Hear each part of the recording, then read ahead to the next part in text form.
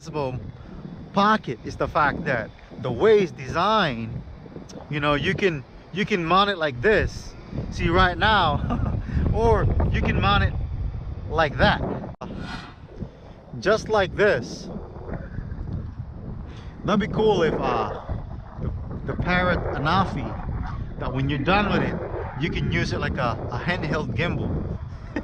I mean, it's pretty much long enough. I mean, you can see the Mavic AiR is a little bit fatter size, but it did the job. Look, guys, Anafi killer. Wow, so you get yourself a Mavic AiR and you get the Osmo pocket. Now you see it's an Osmo. It's an Anafi killer now. Woo! Don't let them bees fool you. Not only that, you got a gimbal from the top and the bottom, so that's a good thing. So you can see.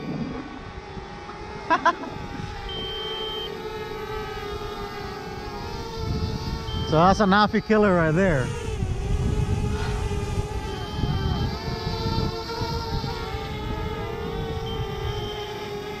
Yep.